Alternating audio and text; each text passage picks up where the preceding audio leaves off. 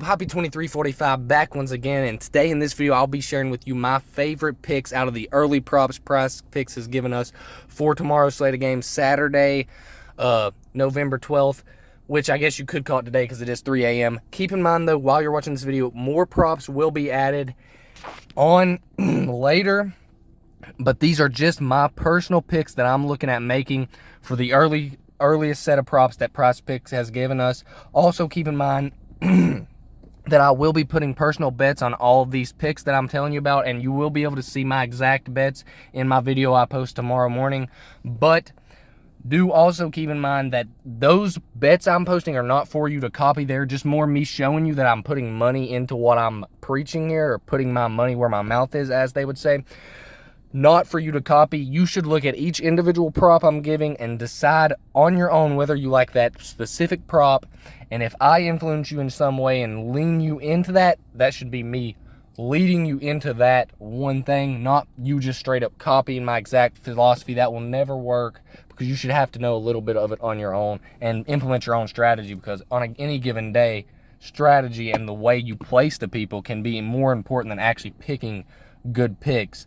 For example, just to get a little bit into how this works, you could have 75% of your picks go right for a day, but if you pair them up the wrong way, you could get less money than someone who gets 66% of their picks right.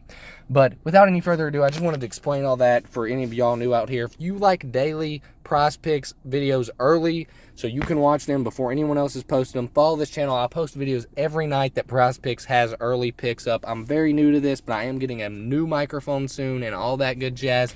So without any further ado, I'm going to get into these picks so we can end this video preferably under 10 minutes. But we're doing this live here, and we're going to give you reasons for each pick. Clint Capella is my favorite pick of the day, my gold star pick of the day. Clint Capella is set at 20.5 points, rebounds, and assists. He's not an assist guy, so you might as well call that 20.5 points and rebounds, and the assist is a bonus. But last game, Clint Capella scored 20 rebounds alone. I mean, he got 20 rebounds alone. A lot of times you'll see me take points, rebounds, and assists and give the reason, oh, he could get this in points alone, so it's of course a good points rebound. No, Clint Capella could get this in rebounds alone. If you look, he has almost doubled this prop 3 of the last 5 games, and in the 2 games he didn't get it, he came pretty close, only being 2 points away, and 4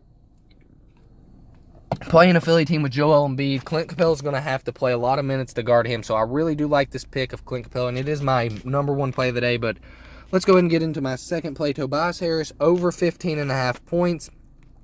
Oh, I put 15.5. Tobias Harris over 15.5 points. Last game, he threw up a stinker. I watched this game live. He missed like 2 wide open layups, scored 7 straight points right out the gates. We thought Tobias was definitely hitting his props. Nope, he stunk the rest of the night. He had 2 rebounds as well, and if you know Tobias, he averages like 6 to 7 rebounds a game. I don't know exactly what happened to Tobias Harris last game, but we're still rooting on him to have a bounce-back game against Atlanta. Atlanta actually is one of the teams that gives up the most points to the forward position. So there's no reason why Tobias shouldn't be able to come and have a bounce-back game.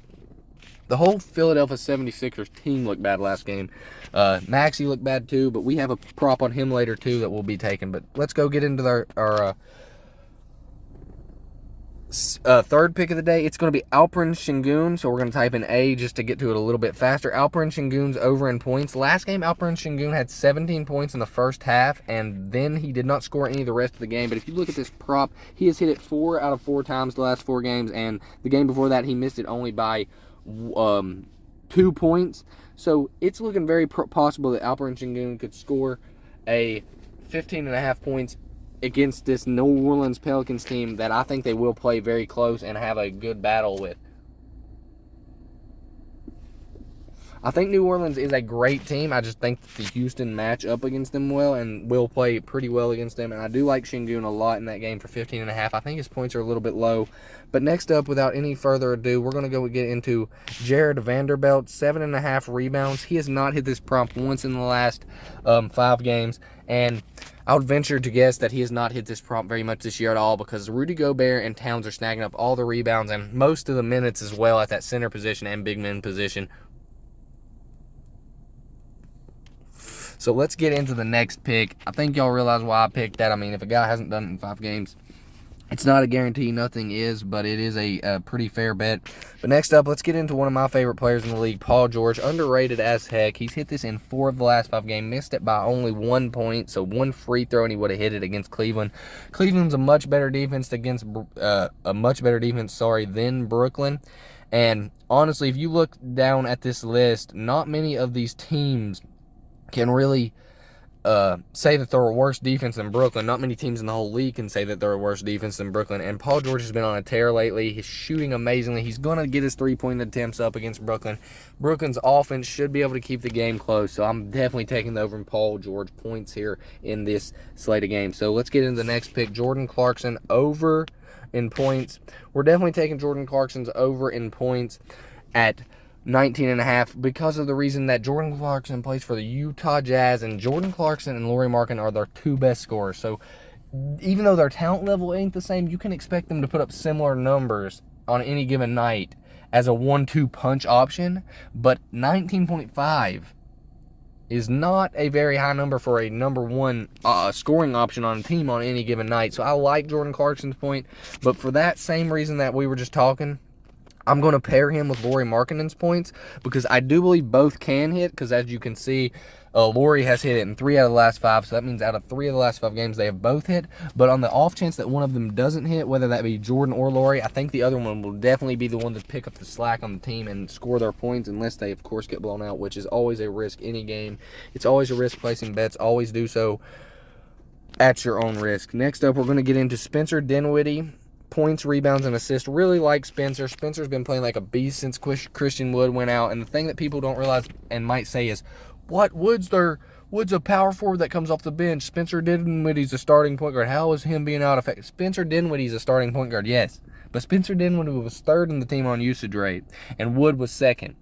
See, what was happening is Wood was playing a lot of minutes with Dinwiddie while Doncic was resting, and then Doncic was playing a bunch of minutes while both of them rested at times. So now with Wood out, Spencer Dinwiddie has a lot of moments where he's the sole leader on the court. He's picking up more rebounds because Wood's out, because Wood gets a lot of boards. He's getting the same amount of assists almost, and he's scoring a heck of a lot more points. He's shooting the ball really well. I really like Dinwiddie here lately, and I really like this bet for the over on Dinwiddie points, rebounds, and assists. Next up, we're going to go ahead and get into, sorry about that, guys. I will be getting a mic soon, like I said, and I will be putting a lot more effort in these videos. Not saying I'm not putting effort into them. I'm definitely researching, but I'm going to start making videos outside of bet-related videos and more just regular NBA discussion videos as well. But next up, we're going to go with Herb Jones, points, rebounds, and assists. This man is an absolute defensive beast. I think he's going to want to be on the court a lot in this game. They're going to give him a lot of easy layups because Houston's defense isn't that good. He's a good hustle player. He's a good cutter. He's hit this in 3 of the last 4 games. He missed it last game against Portland, but I'd venture to bet he'll hit it tonight. I mean, this might be one of my least confident plays was the Herb Jones one, but I still really do like it, or it would not be in the video, of course, and I still am going to be putting money on it, or I would not put it in the video as well. Like I said, I will not put anything in these videos that I'm not willing to put my own money on.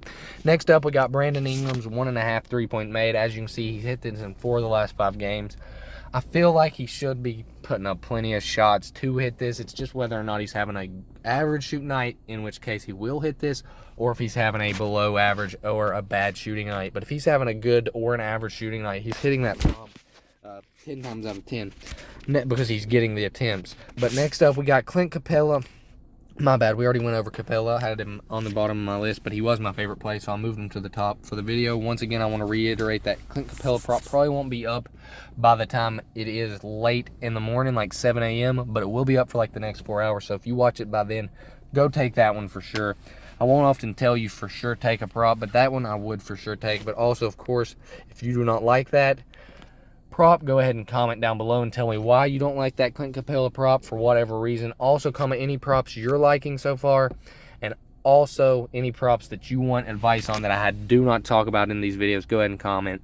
Let's get into the last play, one that I've already actually put money on because I made one bet already, and that is Tyrese Maxey over in 3.5 rebounds. Tyrese Maxey played one of the worst games I've ever seen him play last game against Atlanta, and he still had 4 rebounds.